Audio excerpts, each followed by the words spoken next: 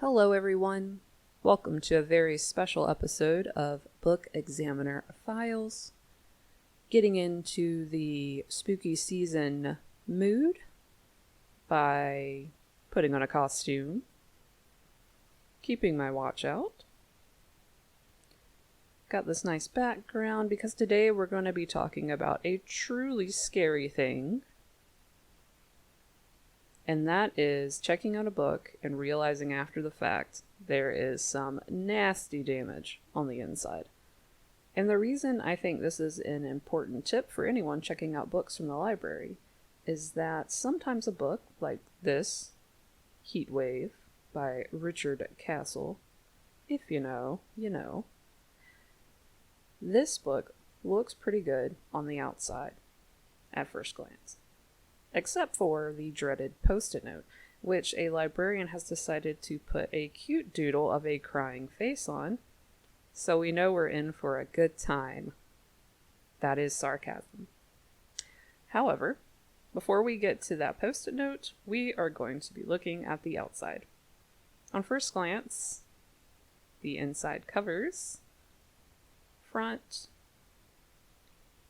and back look like they are free of damage. There are no obvious stains flipping through. On closer inspection, there are a few of those nasty little thumbprints, I like to call them. Right hand side of the page, someone resting their thumb to hold it down. Anything on that thumb is going to get on the page. That's something that we might be able to fix. Something that you might see in a note when you check something out. Circulation staff might tell you there's a note on this, there's some stains in certain places, or there is writing in the book. That happens a lot. So this right here might not be the end-all be-all. But as we get closer to the post-it notes, ooh, it's not pretty in there. Let's look past the post-it note and see if there's any damage anywhere else before we take a look. So delaying the inevitable, looking for anything to distract me. Okay,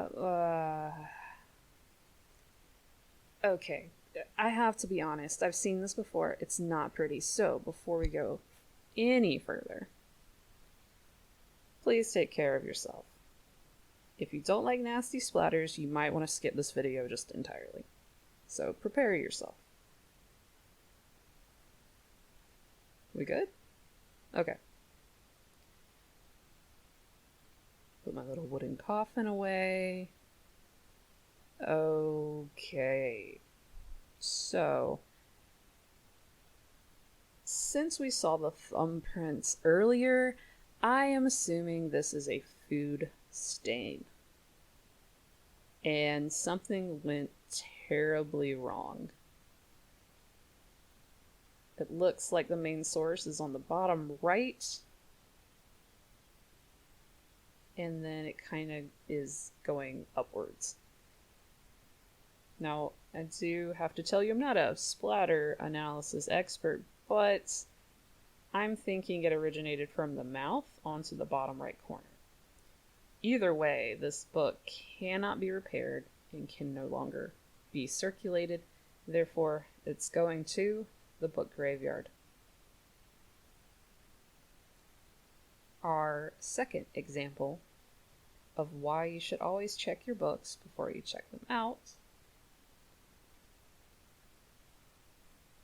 Our next visitor to the book graveyard, you might say, is this volume. I'm hiding the post-it note to hide what's on there. But again, on the outside, no visible damage.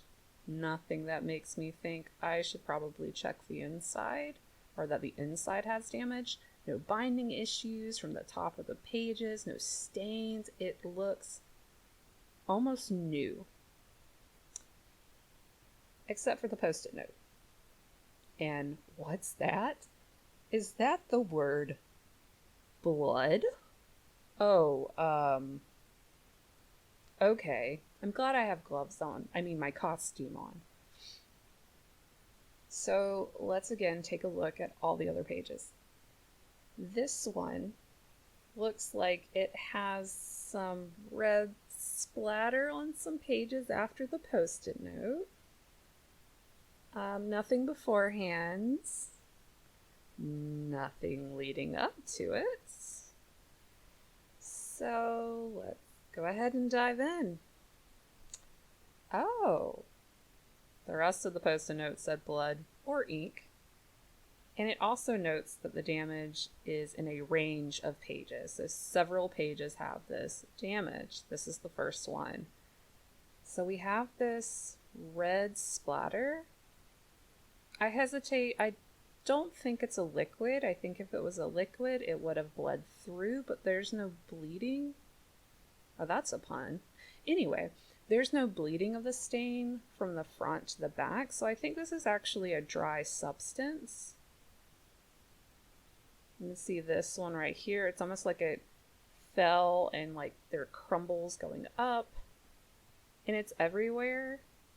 So I'm kind of seeing this as if it was a liquid, something that dries and has body to it. So maybe some paint. I don't want to say blood, but either way, again, this is going to the book graveyard. Now, before we leave today, I do want to give you an example of when I went to go check out a book and noticed some damage, was able to note it in the system, and I was able to lessen the appearance of the stain. So this is The Woman in the Purple Skirt by Natsuko Imamura. And on the inside, you see there's a note for me saying that there were some stains on the edge. You can't see them now. And that's because I was actually able to, through our means and methods, to lessen the appearance of the stain. And that's why I check my books before I check them out, because I want to make sure I can read it and also warn any of the readers who check it out after me about the stains or the damage, or to give librarians the chance to fix it. So remember, everybody, as you go forward in your reading endeavors, to always look for damage before you check it out. Now, this doesn't have to be as in-depth, but take a little flip through. If you find anything while you're reading it, note it and let a librarian know when you check it back in.